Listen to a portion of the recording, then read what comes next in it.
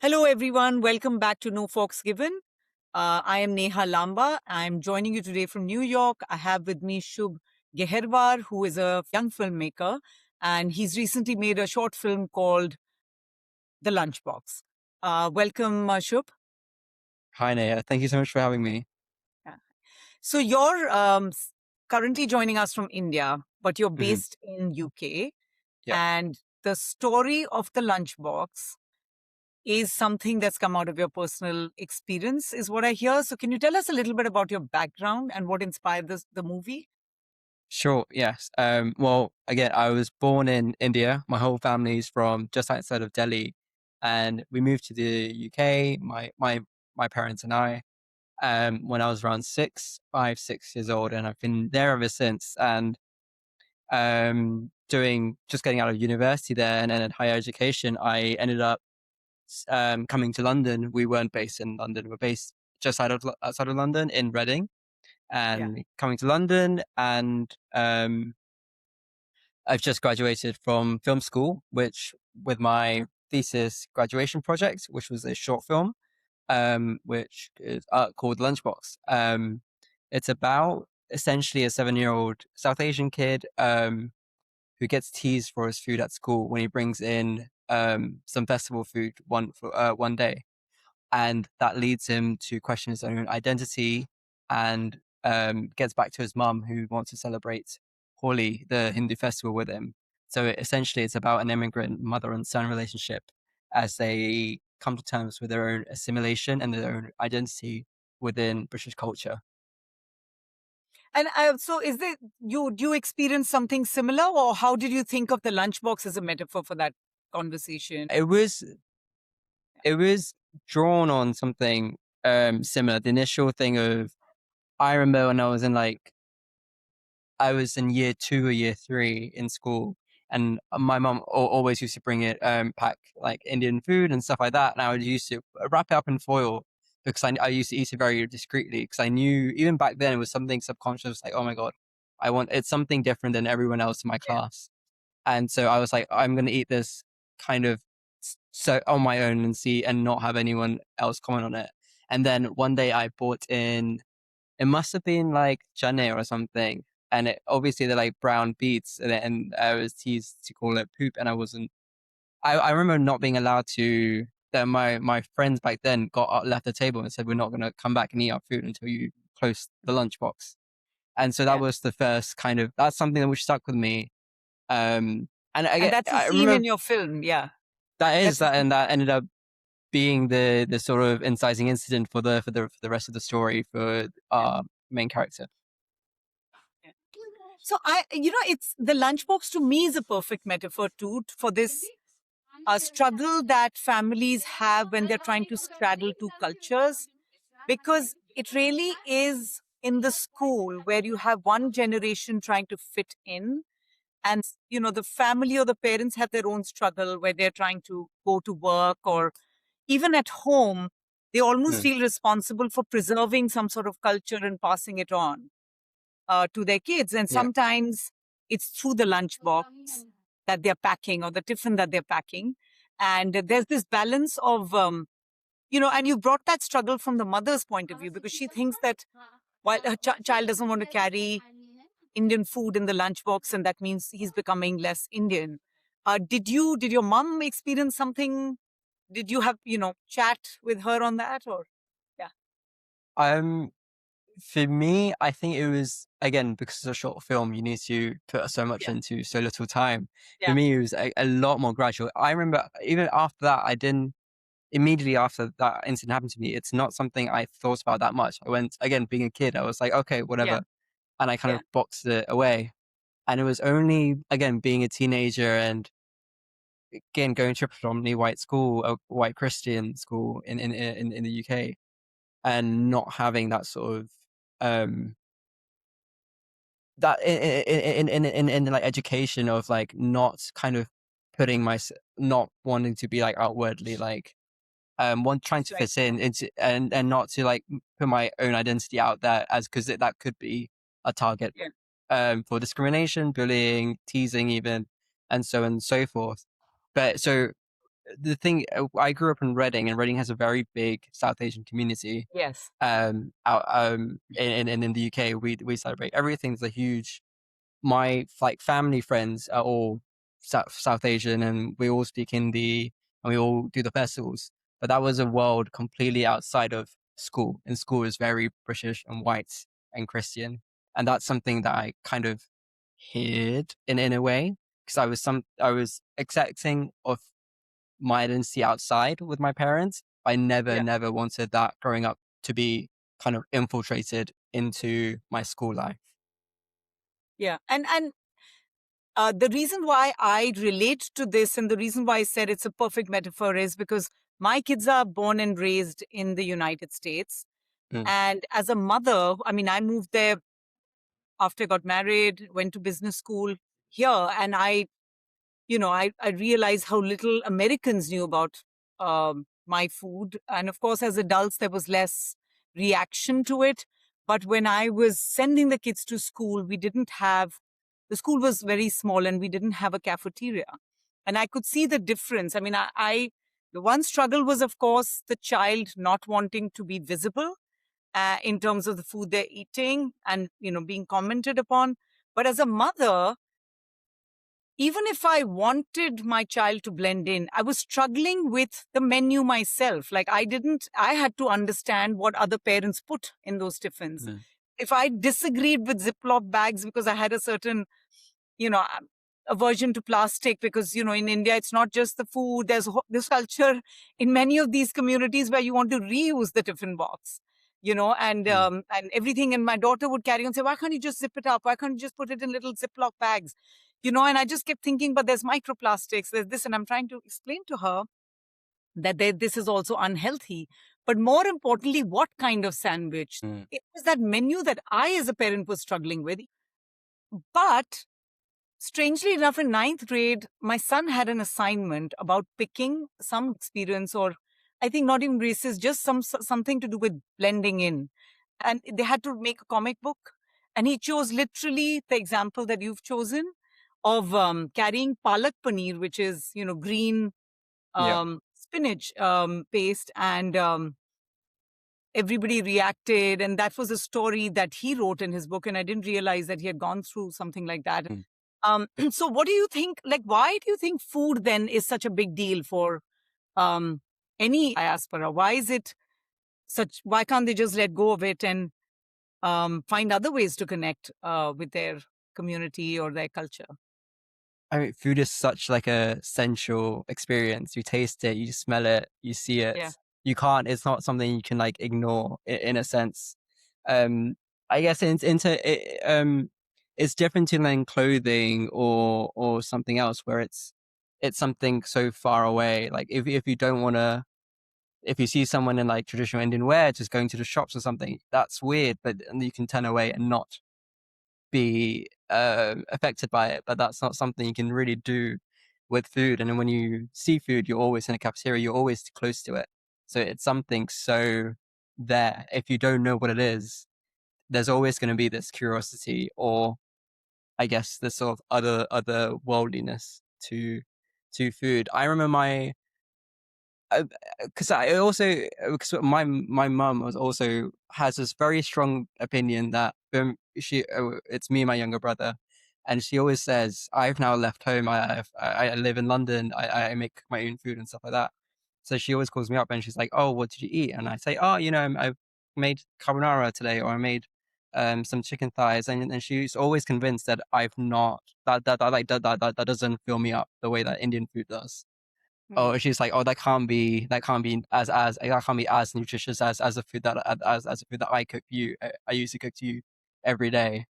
And so there's always this sort of, I guess for parents as well, when you mentioned it, there's always a sort of protection that okay, as long as if you're eating food that I've made, the food that that my parents have taught me to make, and I'm Yeah. and there's this sort of it's a sort of like reassurance, I guess, Yeah. that you get. And so, if Reading is full of South Asians, then the food that you were eating in your friends and other families, was it different from what your parents were making? Because there's this whole myth about Indian food too. I mean, there is no real pan Asian meal Mm, that you see in a typical North Indian restaurant. We don't eat that way at home, and we don't. Every dish in those standard restaurants almost comes from a different community. It's a part of a different mhm, meal culture, right, or a regional. mhm. So, how was that for you?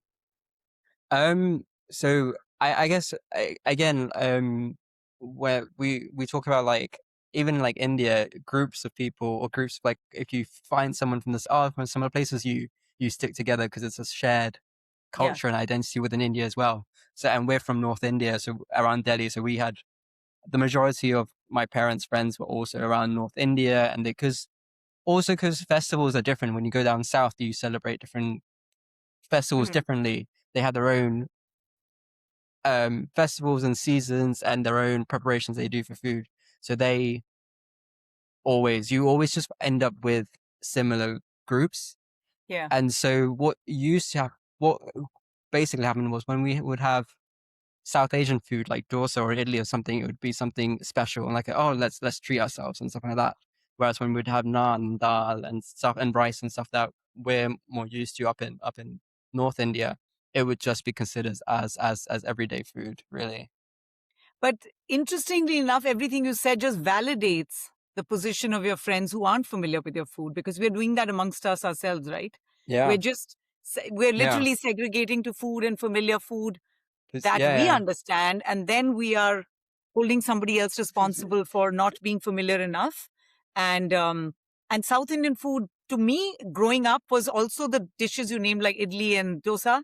But Mm-hmm. the more I have exposed myself to South Indian meals, they also get, most South Indian friends of mine get very annoyed when we reduce it to that. Just as North Yeah. Indians think there's more than butter chicken and But kali dal, mm-hmm. I think regional cuisines are now having their day, Mm-hmm. but maybe consciously stepping out. To me, it is surprising, sure, that something like that would happen in UK, because the history that UK has with India is so much longer and deeper.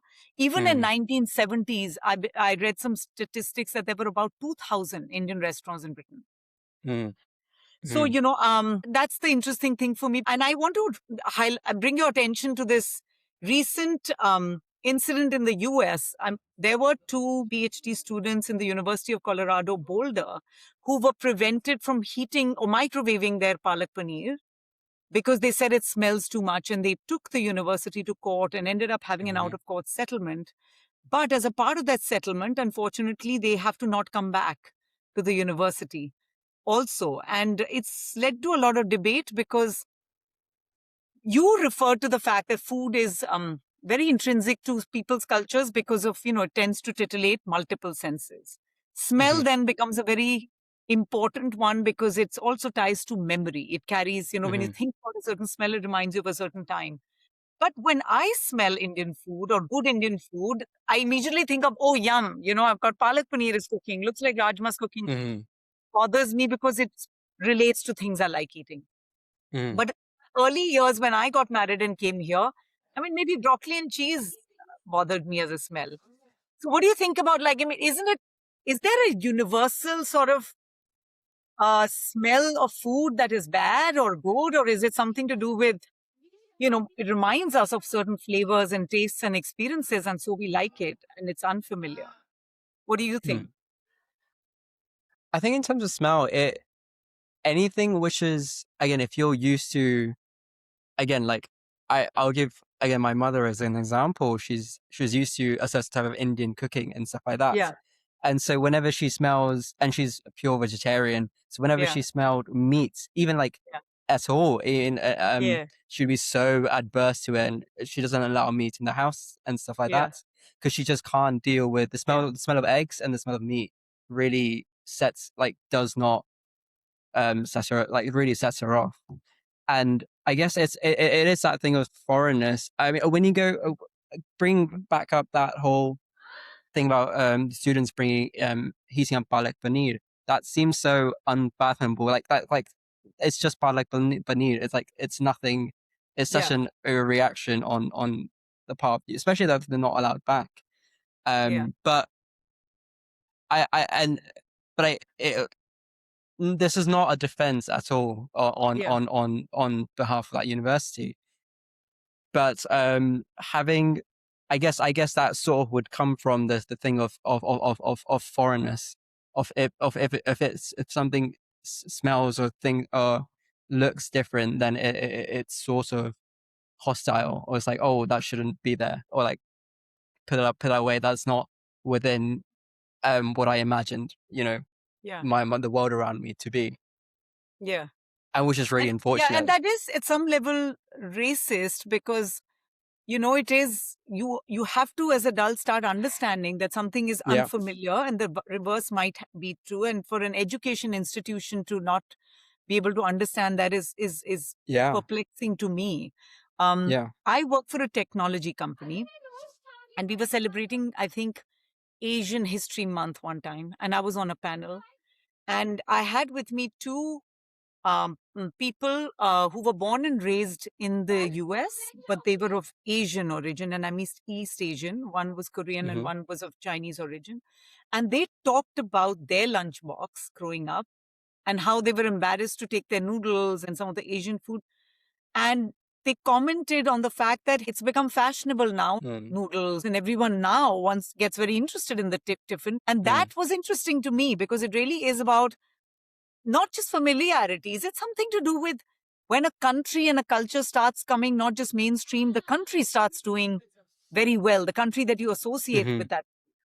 In 2003, when I came here, someone said when India starts doing well, some relative of mine, you will suddenly notice that you'll find it easier to take pride in your food. And I find that, Hmm. I mean, what do you think? I mean, Yeah, I guess it does, but it's also concerning that having a sense of pride is only when it's validated through a Western lens.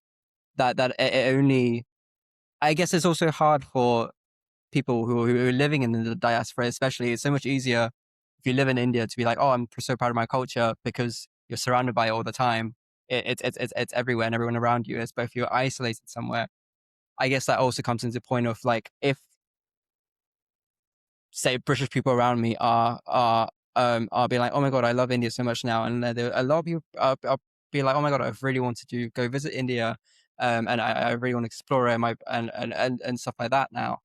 And it's been so surprising to see that sort of reaction. Because on one hand, it's great that like, oh, people are opening up to, they're so much more open minded, or maybe it's just because dealing with like, I'm talking with like adults now, and they're so much more like, oh my god, I love India, I love the history, I love the history, love the culture, but at the same time, I'm kind of conflicted with like, oh, I shouldn't get a sense of pride from that, because yeah, I should already have been prideful growing up of my culture. And it's a shame that I wasn't until other people around me were like, oh my god, um, I love India.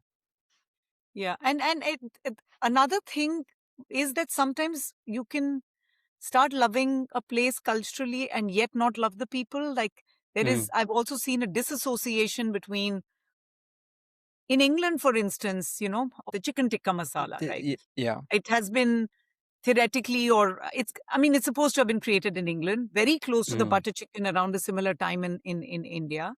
hmm. But it's often been quoted as a national dish and not facetiously, I might add. Uh, and now that stream of Indian food is evolving further because there is a whole lot of fusion dishes coming up.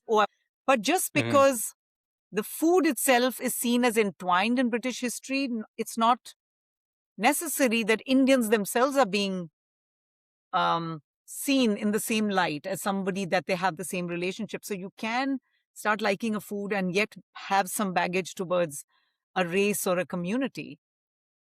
100%. I mean, there was an incident on social media last year when um, we have a far right party coming on the Yeah, rise called Reform with Nigel Farage, and there was a big anti-immigration rally. But afterwards, what was surprising was a lot of the supporters there went to Indian restaurants, to Turkish restaurants, to like kebab yeah, shops and stuff like that, and Chinese takeaways and stuff like that. And it's such a dissonance. I know that was shared a lot on yeah, social media, and there's such a dissonance of what's, I guess, again, liking these sort of dishes and stuff like that, and still not being aware of who are these people making these dishes, where's the history, and the culture of Yeah. these dishes. And I think that's also a lot to do with, I guess, the British education system as well, when it comes to, in a broader context, with we're not really. I had maybe 6 weeks in my years and years of 16 years of education when we talked about the empire and stuff like that, Yeah. which is so surprising because it's such a big, and you only really taught that if you take history as a specialized subject, which Yeah. most majority of people don't. I didn't. And so Yeah. through, I guess it sort of creates this, especially early on, it creates this uncurious thing of, if you might enjoy something, but you're not going to be forced deeper into why do I enjoy this, and where this Yeah. has actually come from. Yeah. One of the reasons why I started this podcast was I thought that in a very, I mean, identity is being tied to food very often also correlates with, if you think of a certain social identity in a monolithic sort of way, you tend to have a similar perception of the food. So if you think Mm, of Indians all as one kind of people, you mm, also lump Indian food as spicy and you will name the same three dishes.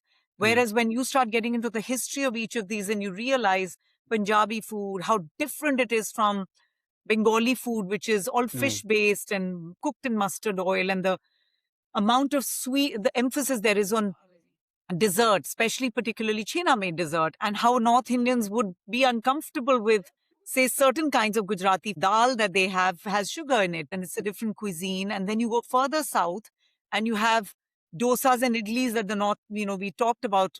But when you start going further and further into the history of these ingredients, even that whole conversation around authenticity, mm, so first you've got this monolithic view, and then you start looking at the diversity. Then you start looking at where what came from.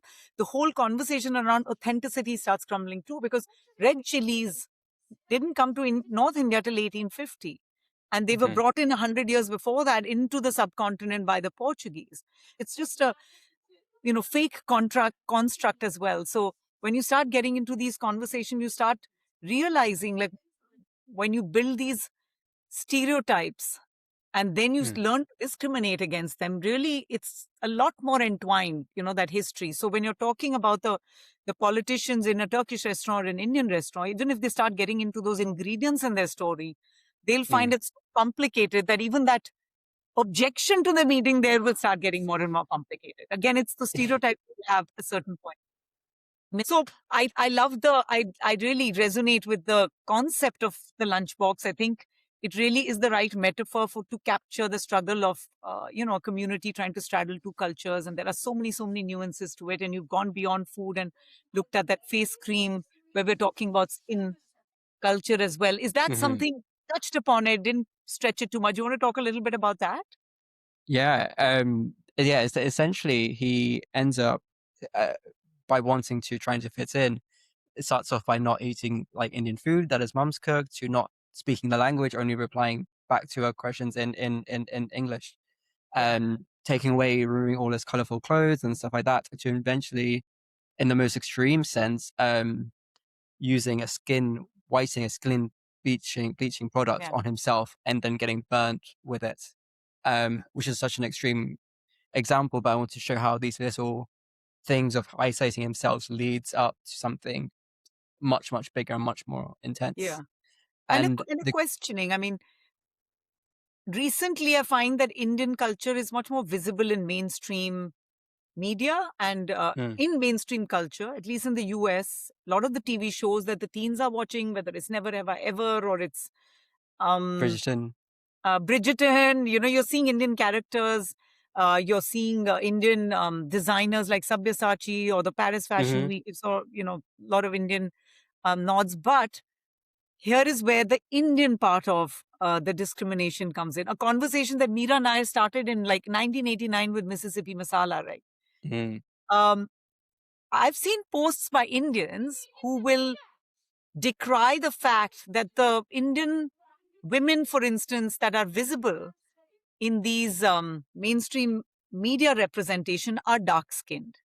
mm, And there are about 7 or 8 such examples that all of them are dark skinned. And India continues to be embarrassed of the fact that, oh, finally, we are getting represented, but that's not a side of mine that I want to show. And they themselves are representing the main actors and heroines of their stories with much lighter skin, right? So Hmm. that turned into an online debate where we need to look at how we discriminate amongst us as a society as well, while Hmm. also bringing attention to what we are experiencing as a community. And it's maybe Mississippi Masala was ahead of its time, but the conversation stays relevant. Mm. I absolutely adore Mississippi Masala. I only Yeah. recently just watched it this year. It's so far ahead of its time. So I far, couldn't yeah, believe yeah, it when it was made and how it was made. It was yeah, she's I mean Miranara's incredible yeah, screenwriter and director. Yeah, I did see that, especially when like Bridgerton the season 2 was announced um and they were like, oh, why a lot of yeah, like again Indians from India were like, why are they uplifting like dark skinned women, and what about the like the lighter skinned women and stuff like that? But I think a lot of that conversation does sort of backlash comes from a very like colorist yeah, yeah, thinking, yeah, because it's such a shame that the advertisement and what the beauty industry in South Asia is so focused on whiteness and its yeah, proximity to, I guess, Europeanness and whiteness in particular, of wanting the actresses. I remember growing up and even when I was like growing up, having actresses come out from Europe to speak Hindi and play Indian yeah, roles rather than having like Indian actresses, yes, or by coloring lighter when there was a darker actress to be played, they would um artificially darken their skin colors for lighter actresses instead of just getting a darker skinned actress instead, yeah, which I found really, really baffling. But I'm actually quite glad that the representation in for Western media is becoming more like a really beautiful um, in actresses who are darker skinned as well, because it's helping. I guess inadvertently because through globalization, it's helping um Indians from India see, oh, look, we can have representation outside of just pale, skinny, European looking Indians, essentially. yeah, yeah. And we've been waiting for a moment where the world, suddenly in mainstream culture, the world is acknowledging Indian craft, or Mm. Prada thinks they can, take a Kolhapuri chappal and Still, not credit anybody, or Ralph Lauren has taken street jewelry that we've been yeah. wearing for years and not credit it and called it vintage, etc. But they're getting interested suddenly in copying Indian culture. But it's literally the timing of that Mm. has not just, it isn't so much timing, it maybe is the catalyst that is forcing Indians also, while they want to take pride in that interest, it's time to start looking at our very imperfect society as well, right? it's Mhm. it's, it's timing for that Mm. conversation, and they will both go hand in hand. And more of us are telling our stories. You are, and Meera also says, that no one else will tell our stories unless we do. Mm. So what's the plan for the lunchbox going forward? So we started off our festival journey in California, in Northern California, Yeah. at the Sundial International Film Festival, and Mhm. we're lucky enough to win the Best Student Short Film Congratulations. Yeah. award. Thank you. And from that, we've essentially there's having doing a bunch of screenings around select countries around the world. In Houston, I think we're going to be having a screening in collaboration with Society Asia. Mhm. And in Paris, there's a distribution company called IMDC, and they Mhm. specifically um, distribute Indian films to French and Parisian Got independent cinemas to get more South Asian cinema and filmmaking out there. So we're doing a Okay. screening in Paris as well this year, and hopefully keep on going through the festival circuits. And we're doing a screening in London, our first screening in London this week as well, which I'm very excited about. Perfect. Well, congratulations. Wish you all the best for the film and also for Thank you many so more much. stories. I hope that you continue to tell our stories. and any other story that you Thank wish to you. tell. Thank you once again for coming to Yeah, speak thank to me. you. Yes, thank you so much.